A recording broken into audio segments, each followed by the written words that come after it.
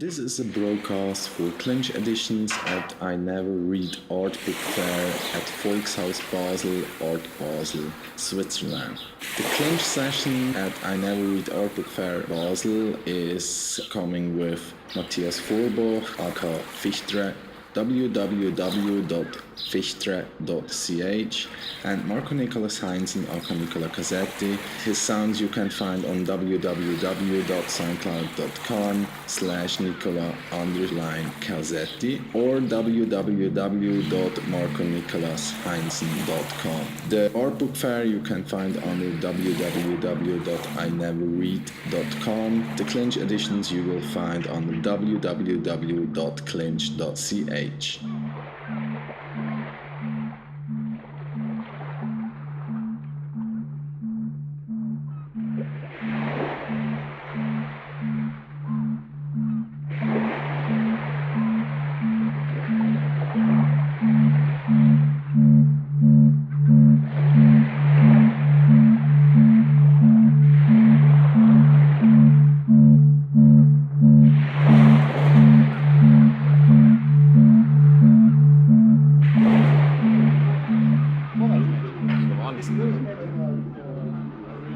Willst du noch was sagen? Ich habe eigentlich gar nichts zu sagen. Ich finde diese Meta irgendwas, dieses Geschwafel, finde ich eigentlich interessant, aber im Endeffekt könnte man es auch runterbrechen auf einfache Gedankengänge. Das finde ich. Ja, das finde ich eigentlich. Das Ausufern von Begriffen finde ich eigentlich nicht so geil. Ja, aber das ist doch eigentlich ist doch genau das ist doch eigentlich die Metamoderne, dieses. Weil ich meine, das ist ja. Ich verstehe nicht mal den Begriff, Entschuldigung. Der Metamoderne ist wahrscheinlich zu blöd. Ich bin zu blöd. So ein Metamodern und was soll denn das für ein Scheiß sein? Der Punkt genau, wir ist scheißen, scheiße. wir pissen, wir sind da und Punkt. Das will ich dazu sagen. Aber wir denken auch gleichzeitig. Wir denken auch. Wir denken, Wenn wir scheißen, wir ficken. aber um was geht's überhaupt? Ja. Das war die Diskussion. Es geht. Aber es geht eigentlich, glaube ich, es geht nach wie vor um die Tatsache, dass es. Aber sprichst du in Metamodern und trans irgendwas? Nee, ich glaube, wir sind einfach metamodern mittlerweile. Wir sind metamodern. Wir haben gelernt, die Welt ist eigentlich, so wie sie gerade ist sie eigentlich scheiße. Sie ist zum Kotzen. Ich finde, die Welt hat ganz viele positive Seiten. Viele wunderbare Seiten, aber da gibt's immer mehr, weil da wird alles knapper. Alles wird knapper. Ja. Die Leute müssen wieder überlegen und studieren und das finde ich doch eigentlich absolut positive Eigenschaft. Nicht? Findest du nicht? Was ist denn so scheiße? Ja, ich glaube, was ich scheiße finde, ist, dass es knapper wird und man nicht darüber spricht, dass es knapper wird. Ja, es wird knapper. Ob man spricht oder nicht, spielt doch gar keine Rolle. Es wird einfach. Es wird, ja. Und das Schöne ist doch, man entwickelt neue Gedanken, man entwickelt neue Ideen. Und das ist das Geile. Das ist eigentlich die Zukunft. Das ist eigentlich genau das, was spannend ist. Ja. Ist doch ein. Ja. Ich finde das nicht so kompliziert. Ja, ist schon kompliziert, aber ich finde das eigentlich das Spannende jetzt an der Zeit. Ja.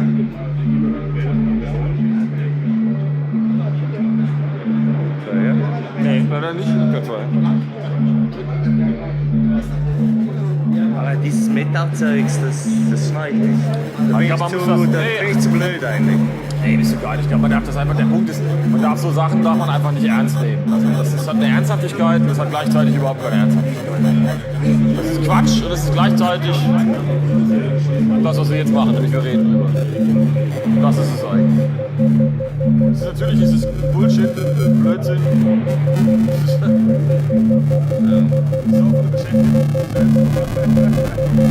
Aber es ist auch gleichzeitig auch. Die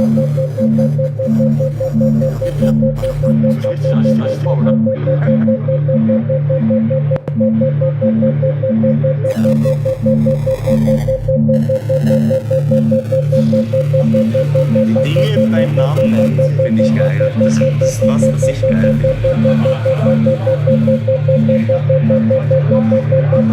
Aber das ist Auch mein Rein. Das ist manchmal gar nicht so einfach. Wieso ist es nicht einfach? Nee, manchmal ist es gar nicht so einfach. Es geht doch um Diskussion, diskutieren und sagen, was war richtig, aber nicht richtig.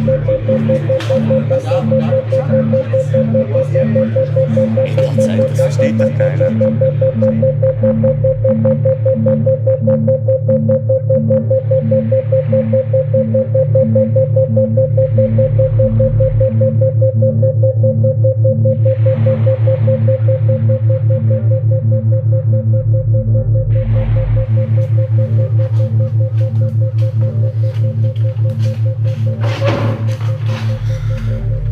The Work of Art in the Age of Mechanical Reproduction by Walter Benjamin, 1936. Our fine arts were developed, their types and uses were established in times very different from the present, by men whose power of action upon things was insignificant in comparison with ours. But the amazing growth of our techniques, the adaptability and precision they have attained, the ideas and habits they are creating, make it a certainty that profound changes are impending in the ancient craft of the beautiful. In all the arts, there is a physical component which can no longer be considered or treated as it used to be, which cannot remain unaffected by modern knowledge and power. For the last 20 years, neither matter nor space nor time has been what it was from time immemorial. We must expect great innovations to transfer the entire technique of the arts, thereby affecting artistic invention itself and perhaps even bring about an amazing change in our very notion of art. Paul Valéry. Preface.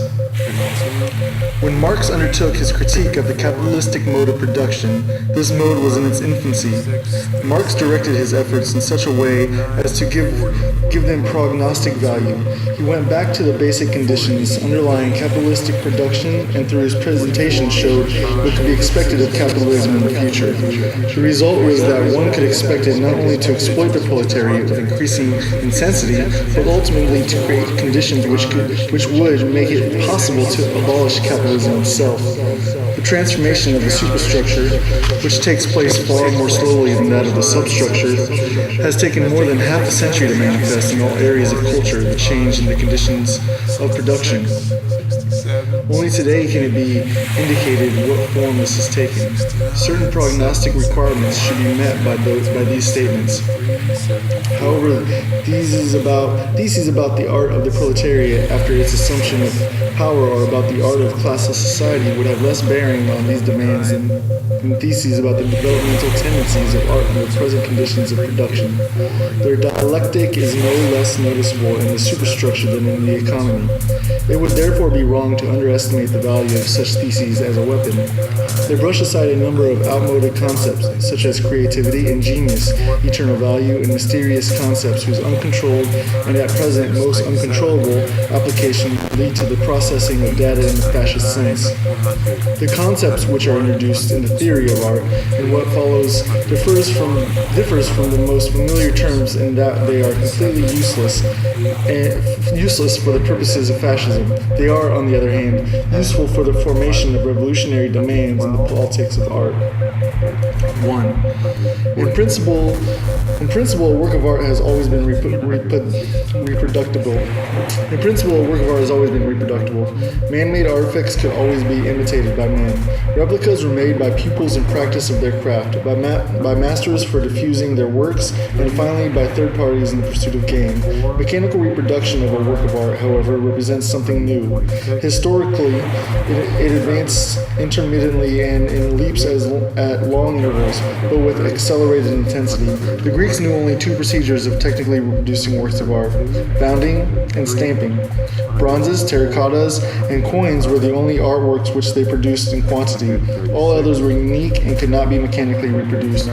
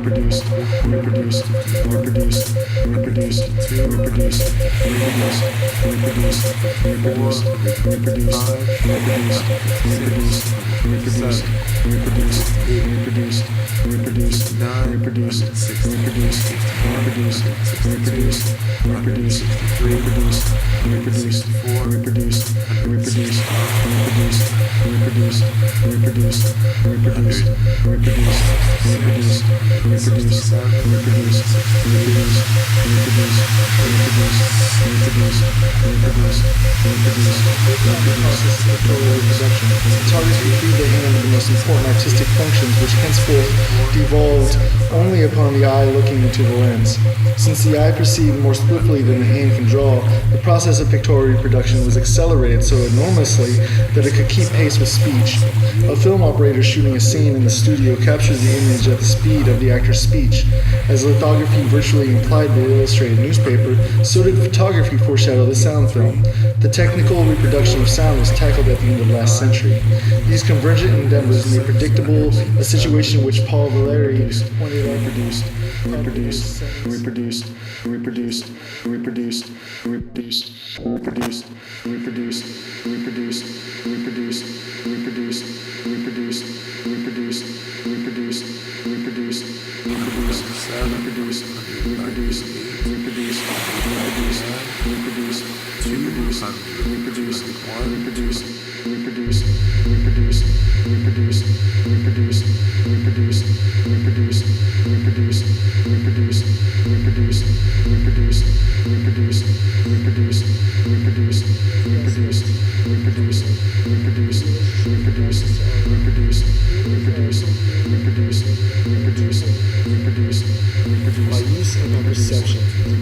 by touch and sight. Such appropriation cannot be understood in terms of the intensive concentration of a tourist before a famous building. On the tactile side, there is no counterpart to contemplation on the optical side. Tactile appropriation is accomplished not so by attention as by habit. As regards architecture, habit determines to a large extent even optical reception. The latter, too, occurs much less through ramped attention than by noticing the object in incidental fashion. This mode of appropriation, developed with reference to architecture in certain circumstances, acquires canonical value. For the tasks which face the human apparatus of perception at the turning points of history cannot be solved by optical means, that is, by contemplation alone. They are mastered gradually by habit, under the guidance of the tactile appropriation. The distracted person, too, can form habits. More the ability to master certain tasks and avoid distractions proves that their solution has become a habit. Distraction has divided by art presents distractions as provided by art presents a covert control of extent to which new tasks.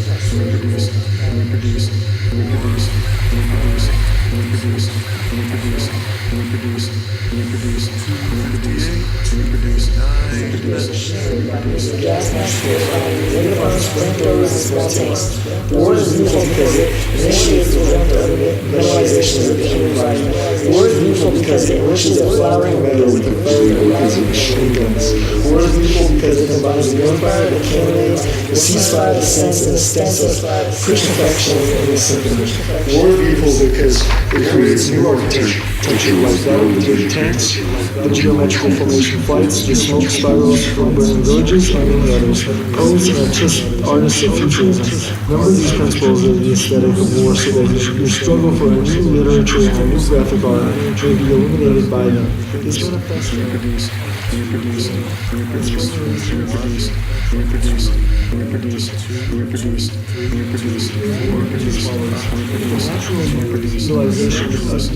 utilization of productive forces is impeded by the property system. The increasing technical devices and speed and the sources of energy will press toward unnatural utilization, and this is found in war. The destructiveness of war furnishes proof that society has not not been mature enough to incorporate technology as its organ.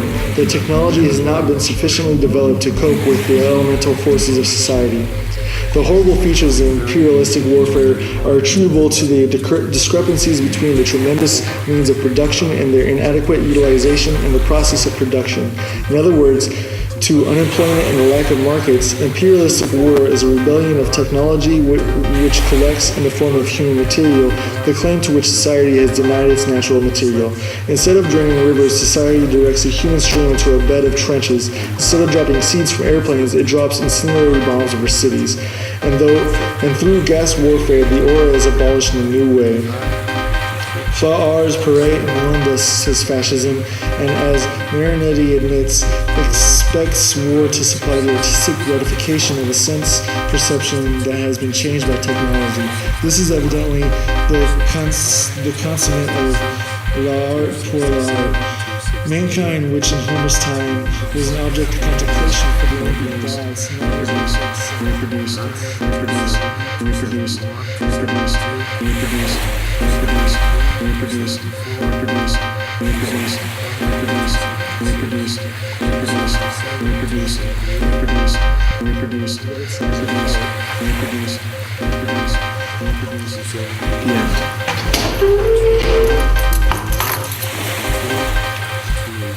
So my name's Laurel Patak, and I work mostly these days as a curator. I work for a contemporary art center that's in Stockholm called Tensta Kunsthall. I'm also a fellow at IBEAM, an art and technology center here in New York City, where I'm currently researching the history of cyber-feminist art. And I also teach at the New School inside the photo department in art, media, and technology at Parsons. And the class that I'm teaching this semester is called Social and Documentary Practices in Visual Media. And it looks at relationships between images, political issues, and social media, among some other things. This presentation for me has kind of come out of some concerns that I've been thinking of inside the framework of this class and talking about with my students. And I have to preface this by saying this is really, for me, a bit of an experimental presentation and a very new set of ideas that I'm going to go with today. So bear with me. I'm just going to start by reading a text, and then I'm going to presentation, but first I wanted to give you just a teeny bit of context about what I will be reading from. So I'm going to be adapting a 1974 text by Silvia Federici called Wages Against Housework. And this text was written for the Wages for Housework campaign that was founded in 1972 and had a really active chapter here in New York. It was an international feminist movement that demanded that the state pay women for all the unwaged housework and caregiving that they provided. And their argument was that the market economy was really built upon all of this unacknowledged and unwaged work by women, and that this aspect of labor made up a huge working class that was entirely looked by existing Marxist and socialist critiques. So the Wages for Housework campaign sort of built upon the discourse from the anti-colonial movement in order to extend a Marxian analysis of unwaged labor from the factory to the home. And so in this sort of spirit, I am interested in drawing on this 1970s feminist discourse in order to think today a little bit about questions of labor, forms of value creation, and exploitation that happen in the online context. So just to be clear, what I'm doing essentially is excerpting from this existing 1974 text, and I'm substituting the word Facebook for housework, and a few very other minor adjustments. Okay. Wages for Facebook, the struggle against social media.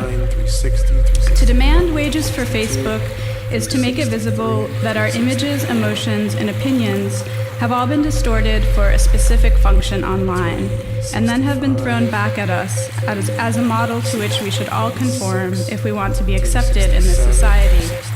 To say that we want wages for Facebook is to expose the fact that Facebook is already money for capital, that capital has made and makes money out of our photographing, sharing, communicating, and desiring.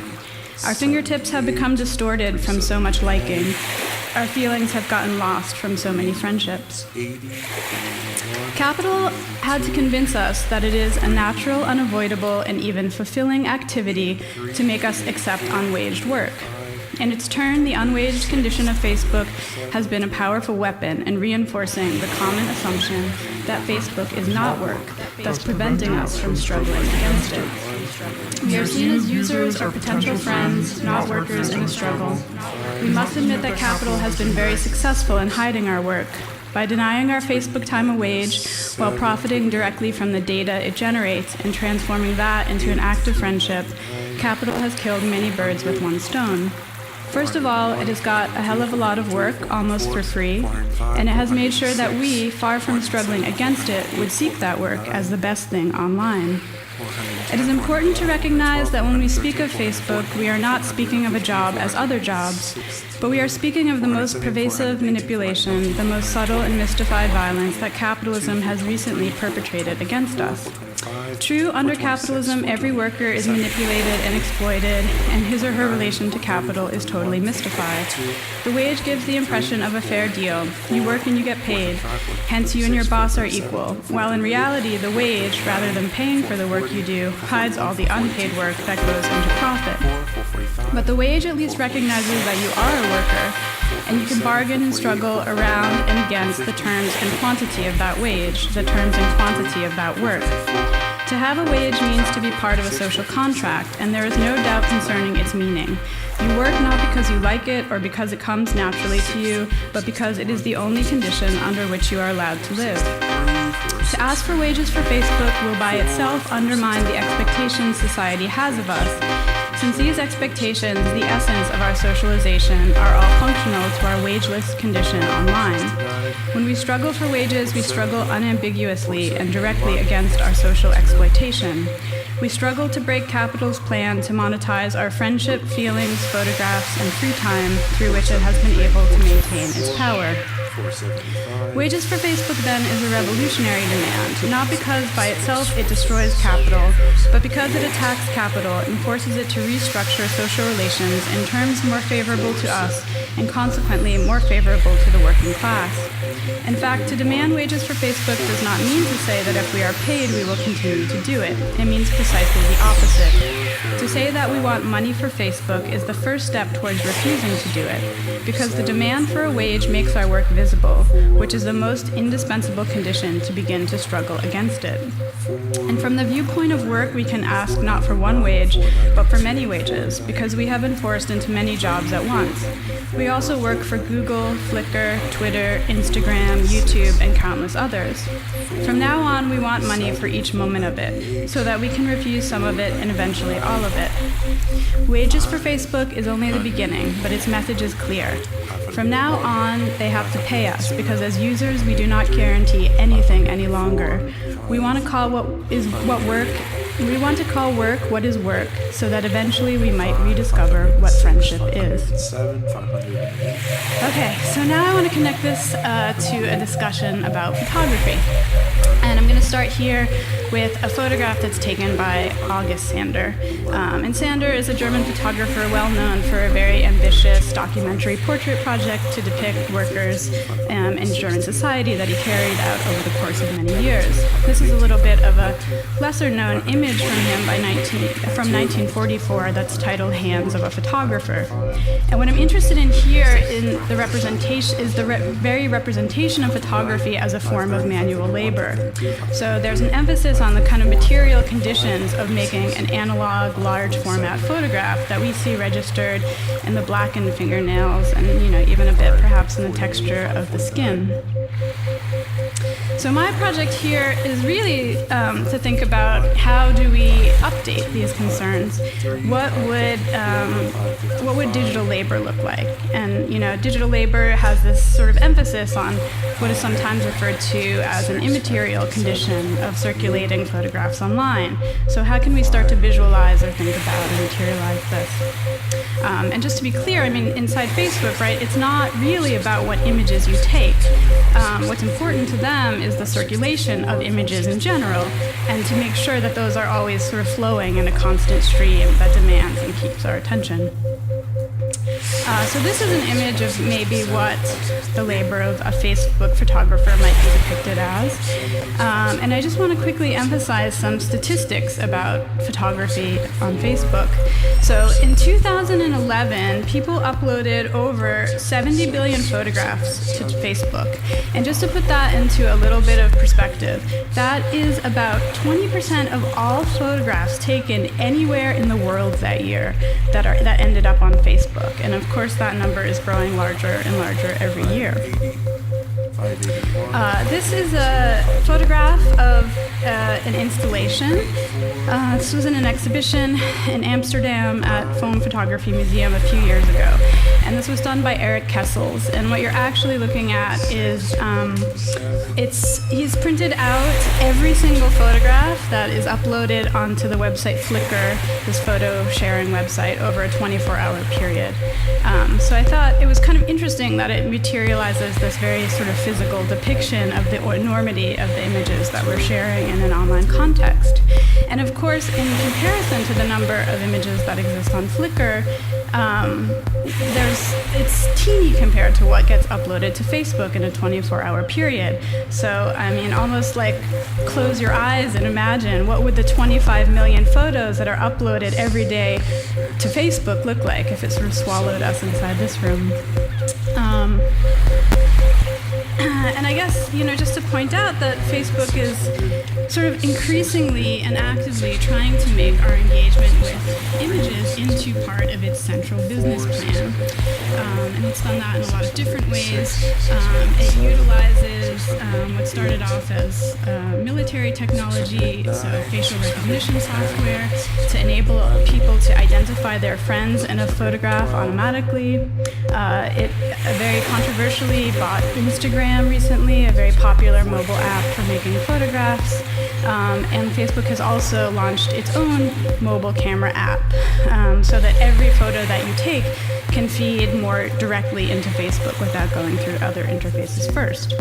And then to kind of put all of that into perspective a little bit, in 2012, Facebook reached more than 1 billion users, and it also generated a revenue of $5.1 billion. And Facebook is interesting because it's the first social media to have a public offering, to be traded on NASDAQ, where all of the content on its site is actually created by its users, with the exception of advertisements. And so just to think about this relationship for a minute, essentially, we are doing so much of the work that makes Facebook so profitable, and we have to accept the fact that a lot of this work is directly driven by or related to images. But we're also the product here in this equation, because our feelings, our interests, our images, our behavior on Facebook are essentially surveilled, tracked, quantified, and this data is what is sold to marketers so that we can be delivered highly precise and targeted advertisements shown to us based on who we are or what we do as an individual. So to kind of try and come full circle again here, this is an image that was taken in October 1975, and what we're looking at is this amazing day in Iceland when 90% of women decided to go on strike from their duties as wives and mothers and workers. And what we're looking at here is actually an image of 25,000 women in the streets of Reykjavik. So I just want to think about this kind of powerful social imaginary of something like wages for housework and how that can really transform the way that women were able to think about their actual material conditions. So I'm going to leave you on a speculative note, but just to wonder what might be possible if we tried to mobilize the idea or a conversation around wages for Facebook. Thank you. 664, 665, 666. So, my name's Norm, and I'm going to tell you a story that is a summary of this video, which tells a story that will be elaborated upon in the video that I show next, which is actually a video of a PowerPoint about photography and video. And so here's the story about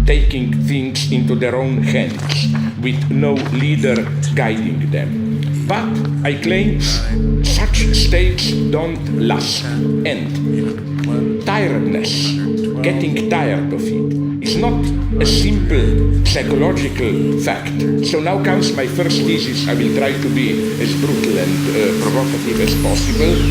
The large majority of people, and I'm not here presenting you the variation of that 99% of the people are idiots, no? I include myself into this large majority.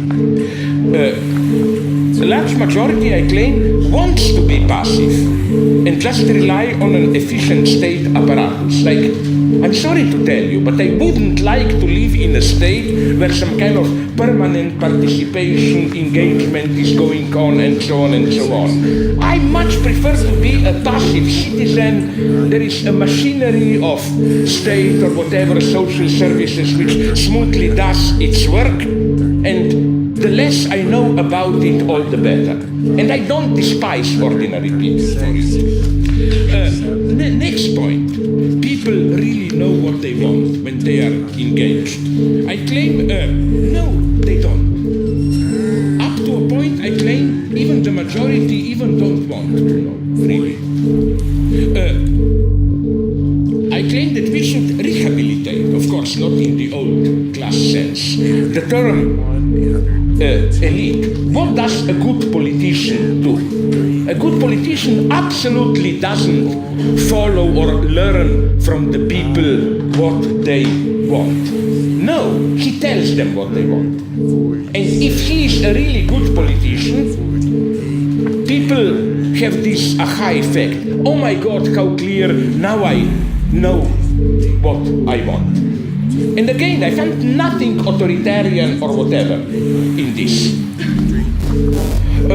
As to this molecular self-organizing multitude against hierarchic order and so on, well, I always start to laugh because when I ask people, especially today, okay, give me an example of this, no? They told me, but you know what's going on in Venezuela? Factories being given to workers, they organize themselves in communes and so on and so on. Yes, but if you want a leaderless society, I somehow wouldn't exactly propose Venezuela as a model. You know, you have the big fat guy on the top, which is absolutely inherent. It's absolutely naive not to see how, and it's a nice dialectical case, how, of course, sometimes it is happening in Venezuela, a kind of authentic, local, in favelas or elsewhere, self-organization outside the standard multi-party representative mechanisms. But I claim that the leader, which is precisely a kind of a trans-democratic leader, strong, charismatic leader, is strictly correlative to this low-level, elementary self-awakening of the people. They belong together. Is it as if you want a real awakening of the people, then you need a charismatic leader on the top. And as to, again, to the... so now, what's my point here? Does this rejection of direct democracy mean a resigned surrender to the hegemonic power structure? Am I simply saying, yeah, revolution is good for or direct democracy for a couple of months when things are in turmoil, but then things return back to normal and so on and so on? No. I think that there is nothing inherently conservative in being tired of the usual leftist demands for permanent mobilization, active participation, and so on. This is the leftist superego logic. The more you participate, the more you are guilty for not participating enough, and so on and so on. The battle, I claim, the true battle of the left has to be won here. By here, I mean in the domain of citizens' passivity. The true measure of change is not those ecstatic moments we are all on Tahrir Square or whatever, but when things return back to normal. Is this normality the same as before? You know, how is your everyday life affected? This is the revolution which is really difficult to make.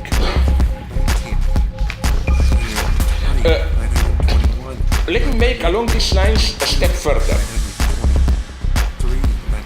One of the politico-ideological topics rendered popular by different Deleuzians, Negri and so on is the idea that we are witnessing today the shift from traditional hierarchy, a pyramid-like subordination to a master, a shift from this hierarchy to, as they put it, pluralizing rhizomatic networks. Is hierarchy to, is hierarchy to, is hierarchy to, is hierarchy to, is hierarchy to, is hierarchy to, is hierarchy to, is hierarchy to, is hierarchy to, is hierarchy to, is hierarchy to, is hierarchy to, is hierarchy to, is hierarchy to, is hierarchy. There are just multiple groups interacting. Again, what I'm tempted to say are two things. First, was it in this room when we had last year a round table where Wendy Brown was here, or in the other room? She made an extremely important point, and since I'm nonetheless a moderately polite person, I didn't want to provoke her too much by asking her the obvious question. You remember when she said how we leftists still behave as if we are fighting a hierarchic central paternal power, while today's capitalism power itself already operates in this, let's call it in fashionable terms, post-Oedipal, multitude way, and so on and so on. I mean, the question to ask, I wanted to ask her, but out of politeness I didn't, would have been, is this your family polemics? I mean, because is hierarchy to, is hierarchy to, is hierarchy to, is hierarchy to, is hierarchy to, is hierarchy to, is hierarchy to, is hierarchy to, is hierarchy to, is hierarchy to, is hierarchy to, is hierarchy to, is hierarchy to, is hierarchy to, is hierarchy to, is less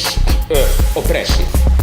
Now, there is a step to be made here, which I'm nonetheless not ready to make.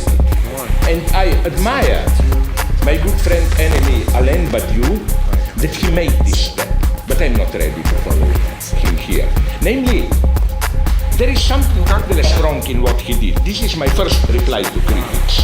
My first critic is here, my best friend almost, Alain Badiou. In a recent interview, he published a short book together with, and this I will never forgive him, together with Elizabeth Rudinesco. A dialogue where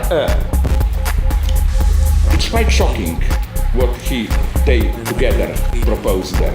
The idea is that since all this Deleuzian horizontal networking and so on is the way, as Badiou likes to put it, today's human-animal function, our utilitarian everyday life, the only way to break the spell of bourgeois ideology today is with a new master. That left should reinvent the master. His idea is a very simple one, Badiou's. It's that, Badiou's opposition between animal life, just hedonist individuals, and then subject. Subject as defined by his, her, their fidelity to truth. And Badiou's point is very simple here. What makes an individual, this pleasure-oriented bourgeois individual, a subject is fidelity to a master. It's a total rehabilitation of a master. And I almost admire Badiou here because he goes to the end and claims that there was a deep necessity in so-called cult of personality in communist movement. Lenin, Stalin, Mao. Here is the quote.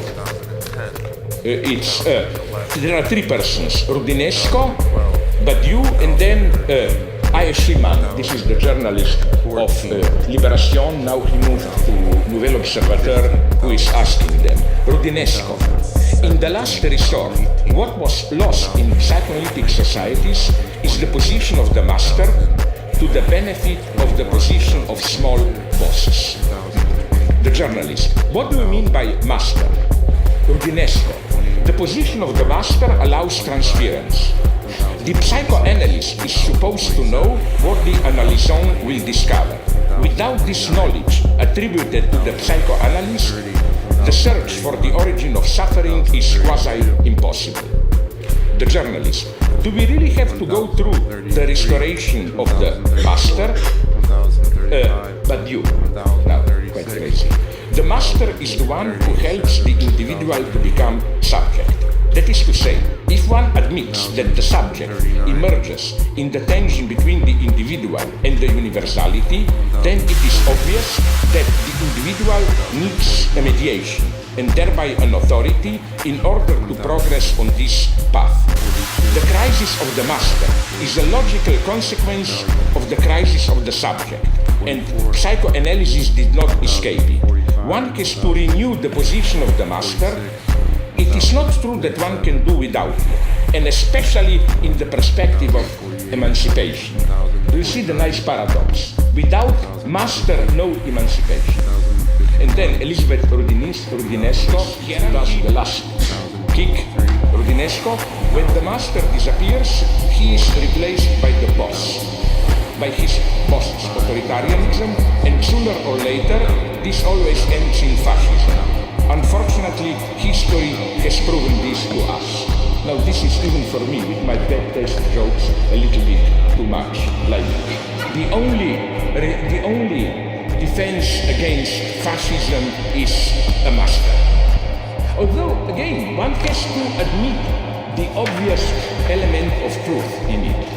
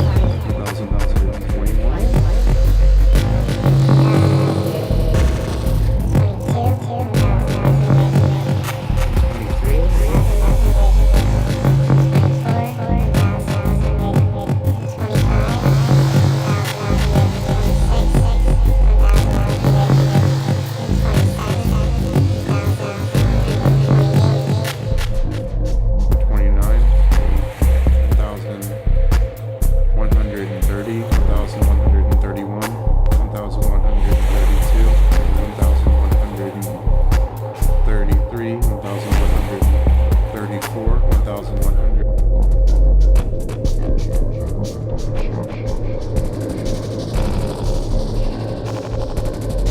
38, 1139, 1140, 1141, 1142, 1143, 1100.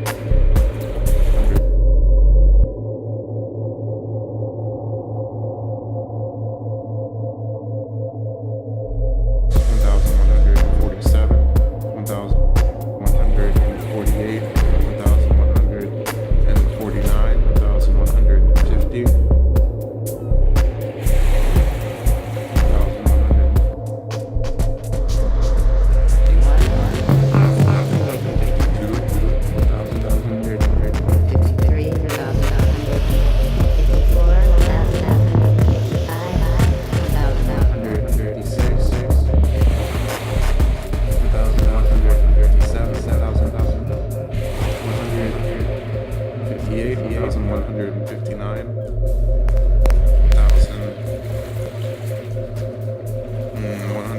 1160, 1161, 1162, 1163, 1164, 1165,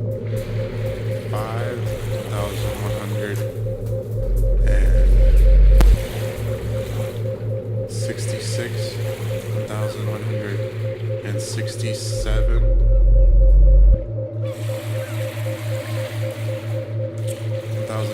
1168, 1169,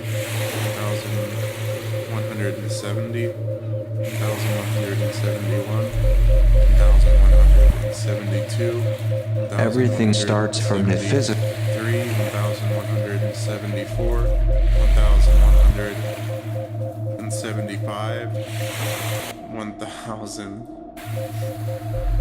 1100.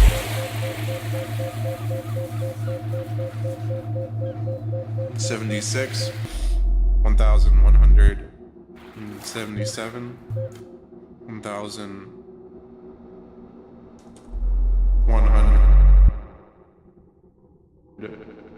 1178, 1179, 1180, 1181, 1182, Everything starts from the physical world. Our perception of it shapes our philosophies, our concepts, our way of positioning ourselves in the world. We have grown to believe in the old hierarchical fallacy, a useful Paideaic concept though it certainly was. But physical reality hits us in the face. We no longer look at organisms made of cells, made of atoms, made of whatever elementary particles we have so ardently hoped to identify.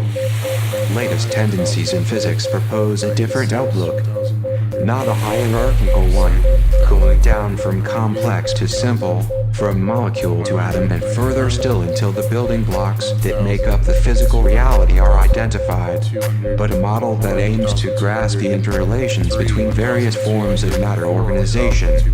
There are no ultimate constituents of matter. 1207, 1208, 1209, 1210, 1211, 1212. Formulated already by Horkheimer, that with all the oppressiveness, the traditional paternal authority nonetheless gave you a kind of a support within, for example, Protestant logic to oppose yourself to external authority. It's a great, I'm saying this shamelessly, a great civilizatory achievement to have in the ruling ideological structure a space for radical opposition, so that you can say officially, as it were, that it's my right to oppose society's wrong and so on. And here, patriarchal authority can, up to a point, play a positive role. But let me now make a step further. I nonetheless think, and Lacan is here much better than Badiou and Rudinesco that this is an irreversible process. What is going on today is, I think, the final decline of the figure of the master as the symbolic authority and so on and so on. I think they are simply too nostalgic here, Rudinesco and Badiou. No, we cannot return. What happens today with whatever we call it, postmodern capitalism, is that the symbolic authority is fatally wounded, we cannot return to it. So, and I find especially strange from Badiou to advocate this return to the master, because you know, Badiou likes to emphasize, for example, his book on the communist hypothesis that the only politics can be serious politics, can be the communist politics, all others are just pragmatic opportunism and so on and so on.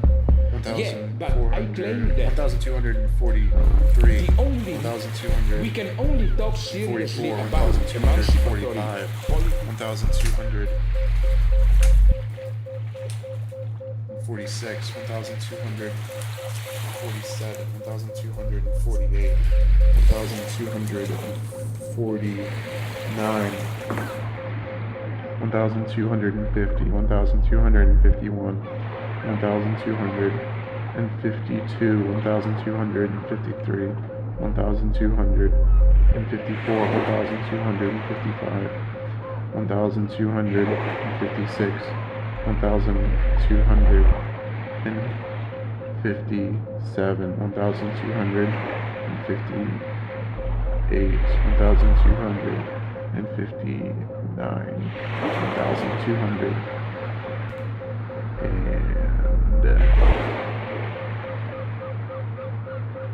1,260, 1,261, 1,262, 1,263, 1,264. Next point, now I come more to criticism, would be where for which I'm often attacked would be 66, violence. 1,267, 1,268, 1,269, 1,270, 1,271, 1,272, 1,273,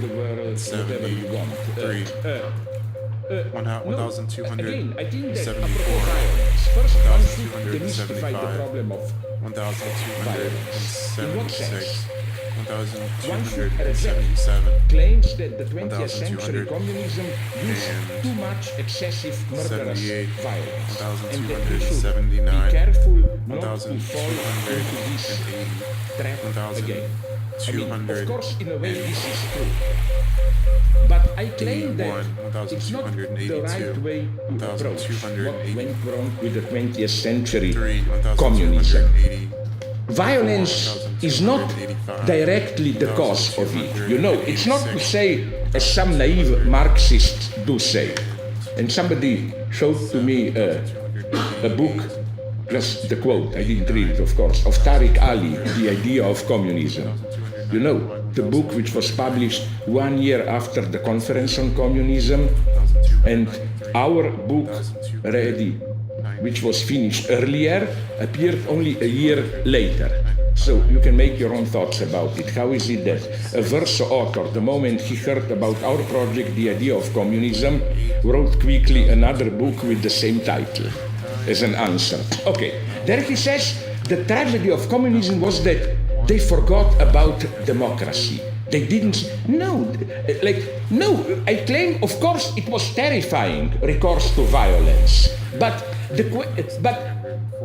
to resolve the problem, one should precisely not directly say, oh, we should take care of, or we should have taken care of violence, what, prohibit such violence. No, the true problem is what was wrong in the communist project, the way it was formulated in the 20th century, what was wrong in the project as such, so that the only way to survive is had to take recourse to violence. Violence, as is always the case, was already an answer to a certain deadlock. So as I put it in my book, far from celebrating violence, I think that if we mean what we usually mean by violence, direct physical violence and so on, violence is always, from individual to collective level, a sign of impotence, basically. I mean, this is an old story, you know it. If your father beats you, slaps you, it may hurt you, but it all, as a rule, ruins his authority. The fact that the father slaps you means he was really impotent. He lacked proper authority. And it's the same socially. If you look at all the big explosions of violence, Hitler, Stalin, and so on. For example, what is arguably the greatest violence in Soviet Union? The late 20s, early 30s, the forced collectivization. This violence was one big proof that they were not able to approach properly the problem of peasants, farmers, collectivization, agriculture, and so on and so on. So again, it's stupid to say communists neglected the problem of violence or neglected the importance of democracy. No, this neglect is not simply the last cause. It's a reaction to some deeper failure. Now I will try to answer. I'm sorry for a relatively long quote. One of the critics of myself, it was formulated somewhere, I will even not quote the author because by mistake I dropped that reference. It doesn't really matter. It's a very interesting criticism of me because it is kind of a reaction to my refutal of the first level criticism. The first level criticism is, you know, all this Alan Johnson, John Gray, and Simon Critchley stuff, that I'm fascinated by some violent explosion, blah, blah, blah. I'm really a coward who just dreams of some violence, blah, blah. Okay, now when these guys are forced to admit that nonetheless I'm not as crazy as that, then they change the argument and claim that what I am really doing is just putting in provocative terms an extremely common sense, obvious point, which is totally acceptable, but just not interesting. For example, when I say the problem with Hitler was that he wasn't violent enough. Okay, at this point you get the heart attack of liberals. No, do you think he should have killed us all, Jews or what? You know. But then when I add, in the sense in which Gandhi was more violent than Hitler, then they say, it's just more violent, making Hitler totally more violent than Hitler. Then they say, it's just more violent than Hitler. Then they say, it's just more violent than Hitler. Then they say, it's just more violent than Hitler. Then they say, it's just more violent than Hitler. Then they say, it's just more violent than Hitler. Then they say, it's just more violent than Hitler. Then they say, it's just more violent than Hitler. Then they say, it's just more violent than Hitler. Then they say, it's just more violent than Hitler. Then they say, it's just more violent than Hitler. Then they say, it's just more violent than Hitler. And then they say in a way that is designed to be provocative and to confuse people. He doesn't actually mean that Gandhi was more violent than Hitler. What he means to do instead is to alter the typical understanding of the word violence, so that Gandhi's non-violent means of protest against the British will be considered more violent than Hitler's incredibly violent attempts at world domination and genocide. Violence for Zizek in this particular instance actually means that which causes massive social upheaval. In that way, he considers Gandhi to be more violent than Hitler. But this, like so much of what Zizek writes, is actually nothing new or interesting or surprising. And that's why he writes it in the provocative, confusing and bizarre manner that he chooses instead of a straightforward manner. If he would have written that Gandhi accomplished more through non-violence that aimed at systemic change than Hitler accomplished through violent means, we would all agree. But we would also know that there is nothing profound in such a statement.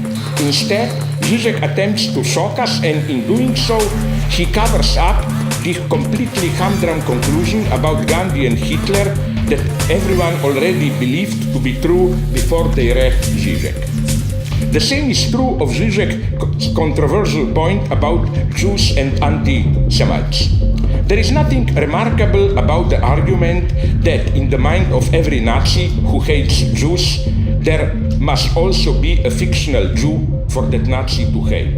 And thus any attempt to rid Nazis of the Jews within themselves, as Zizek tells us Hitler once said, would result in the destruction of the Nazis themselves, since the anti-Semites in themselves require the continued existence of the Jews within themselves. In other words, Zizek is once again simply making a muddled word salad in an attempt to dress up commonplaces as profundity. Gandhi's method for changing things worked because he went after the system itself. The anti-Semite can never kill the object of his hatred because his worldview necessitates the fictional Jew. End of quote. Admit it, you were convinced, no? Okay. In both cases, so you got it, the reproach is the same. I try to sell the common thesis that Gandhi aimed at changing the system, not destroying people, but since this is a commonplace and want to be provocatively popular, I formulate it more provocatively, weirdly expanding the meaning of the word violence to include institutional changes. The same goes for my statement about the Jew is in the anti-Semite, but the anti-Semite is also in the Jew.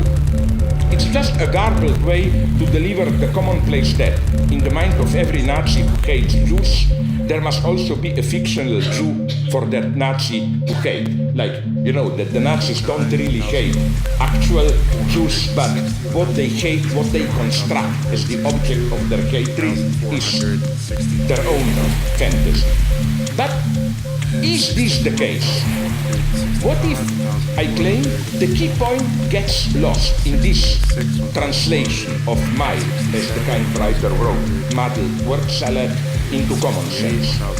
In the second case, it's wonderful how you missed my point. My point is not just the effectively obvious claim that the Jew to whom the Nazi refers in his ideological, that this Jew is his ideological fiction. I know this is a commonplace, but I'm saying something else. What I'm saying is that his own ideological identity of the Nazi is simultaneously grounded in this fiction, not simply depending on it. The Nazi is, in his self, the struggle for freedom should go on, but we should just learn to accept its dangers. There is no ontological guarantee. It's a risky struggle. There is no guarantee how it will end. We cannot ever step on our shoulder and control the effects of what we do. So again, I think that's again, this is what we need today. Because again, the thing to avoid today is precisely, I think, this type of cheap cynicism and some kind of globalized pessimism and so on and so on. No, we have to learn to act without ontological guarantee. I had many more things to say, but because of the Greek terror, I stopped now. Thank you very much.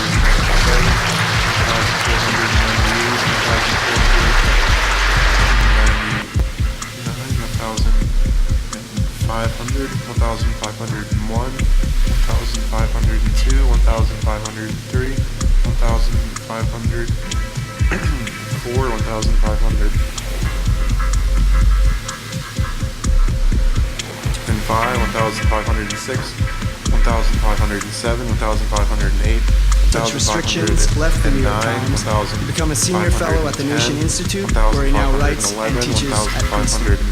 Hedges' books, I Don't Believe in Atheists, American Fascists, The Christian Right and the War on America, Losing Moses on the Freeway, War is a Force That Gives Us Meaning, and now Empire of Illusion, Challenge and Provoke.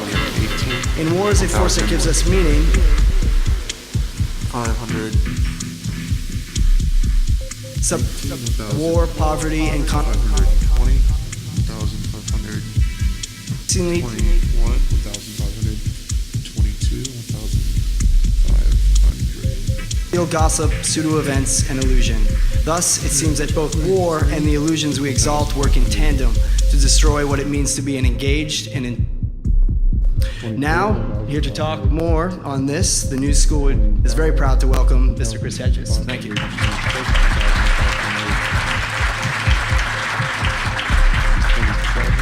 Thank you, Nick. And I want to first salute all those students at the New School who were not asleep in standing up to their. And I hope that campaign's not over. Secondly, I want to remind anyone who hasn't heard or has heard about the event on December 12th, 11 o'clock in the morning, next Saturday, Lafayette Park, in front of the White House. Anti-war protest demonstration, which I will be speaking at, Senator Mike Gravel will be speaking at, Dennis Kucinich will be speaking at, Cynthia McKinney will be speaking at, and as Nick read, you can read that column on Truthdig today.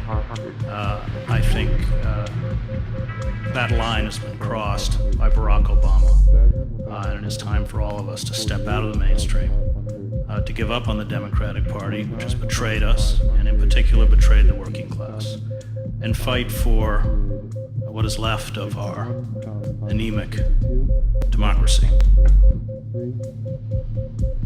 In celebrity culture, we destroy what we worship. The commercial exploitation of Michael Jackson's death was orchestrated by the corporate forces that rendered Jackson insane. Jackson, robbed of his childhood and surrounded by vultures that preyed on his fears and weaknesses, was so consumed by self-loathing, he carved his African-American face into a Caucasian death mask. He hid his apparent pedophilia behind a Peter Pan illusion of eternal childhood. He could not disentangle his public and his private self. He became a commodity, a product, one to be sold, used, and manipulated. He was infected by the moral nihilism and personal disintegration that is at the core of our corporate culture. And his fantasies of eternal youth, delusions of majesty, and desperate, disfiguring quests for physical transformation were an expression of our own yearning. He was a reflection of us in the extreme. His memorial service, a variety show with a coffin, had an average of 31.1 million television viewers. It was the final episode of the long-running Michael Jackson series. The stories that enthrall us are real-life stories. Early fame, wild success, and then a long, bizarre, and macabre emotional train wreck. O.J. Simpson offered a tamer version of the same plot. So does Britney Spears and Tiger Woods. Jackson, by the end, was heavily in debt and had weathered a $22 million out-of-court settlement to Jordy Chandler, as well as 7 counts of child sexual abuse and 2 counts of administering an intoxicating agent in order to commit a felony. Jackson reflected back to us our own physical and psychological disintegration, especially with many Americans struggling with overwhelming debt, loss of status, and deep personal confusion. The lurid drama of Jackson's personal life meshed with the ongoing dramas in television, in movies, and the news. News reports on television are mini-dramas. They provide a star, a villain, a supporting cast, a good-looking host, and a dramatic, if often unexpected, ending. In Fahrenheit 451, Ray Bradbury's novel about a future dystopia, people spend most of the day watching giant television screens that show endless scenes of police chases and criminal apprehensions. Life, Bradbury understood, once it was packaged, scripted, given a narrative and filmed, became the most compelling form of entertainment. And Jackson was a great show. He deserved a great finale. Those who created Jackson's public persona and turned him into a piece of property, first as a child and finally as a corpse encased in a $15,000 golden casket, are the agents, publicists, promoters, scriptwriters, advertisers, video technicians, recording executives, public announcers, and television news personalities who orchestrate the vast stage of celebrity for profit. They are the puppet masters. No one achieves celebrity status. No cultural illusion is swallowed as reality without these armies of cultural enablers and intermediaries. The producers at the Staples Center in Los Angeles made sure the 18,000 attendees and television audience, and even the BBC, devoted 3 hours to the tribute, watched a funeral that was turned into another maudlin form of uplifting popular entertainment. The memorial service for Jackson was a celebration of celebrity. There was the queasy sight of groups of children, including his own, singing over the coffin. Brooke Shields, fighting back tears, recalled how she and a 33-year-old Jackson, who always maintained that he was a straight male, broke into Elizabeth Taylor's room the night before her wedding because Michael was too excited to wait until morning to see the wedding gown. Shields and Jackson at Taylor's wedding then, quote, pretended to be the mother and father of Elizabeth Taylor. It sounds weird, Shields said, but we made it real. There were photo montages in which a shot of Michael Jackson shaking hands with Nelson Mandela was immediately followed by one of him with Kermit the Frog. Celebrity culture reduces all of the famous to the same level. Fame is its own denominator. And every anecdote told about Jackson seemed to confirm that when you spend your life as a celebrity, you have no idea who you are.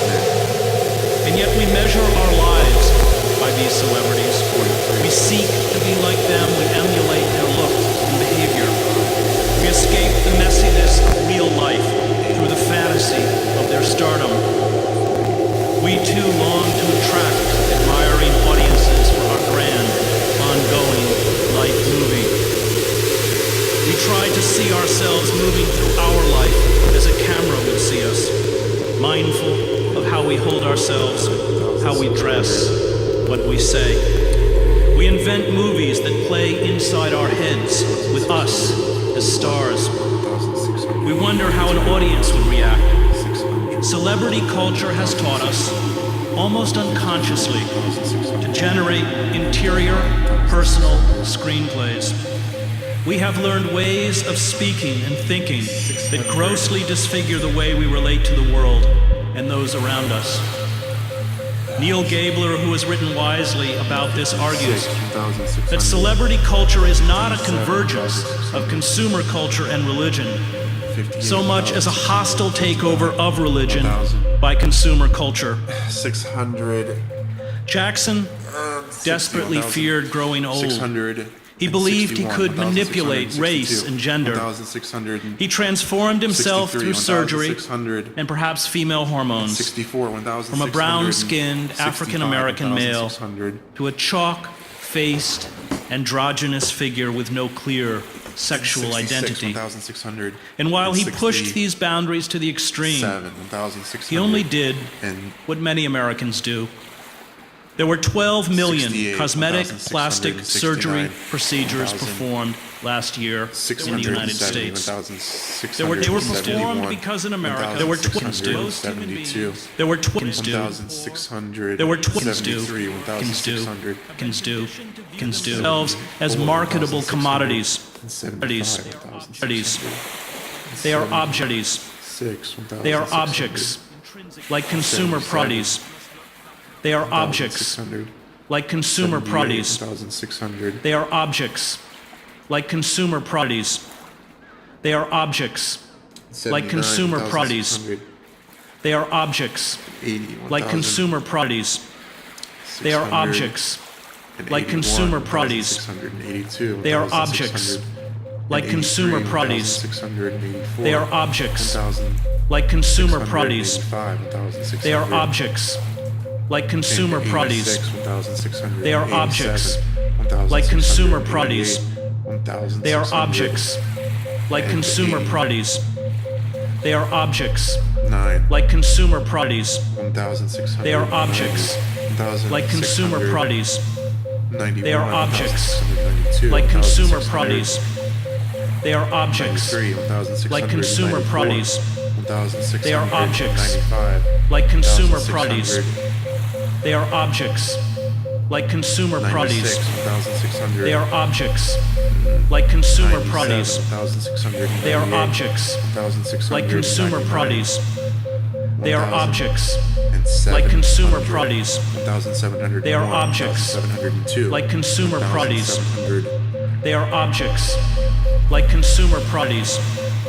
They are objects like consumer products. They are objects like consumer products. They are objects like consumer products. They have no intrinsic value. They are objects like consumer products. They have no intrinsic value. They are objects like consumer products. They have no intrinsic value. They are objects like consumer products. They have no intrinsic value. They are objects like consumer products. They have no intrinsic value.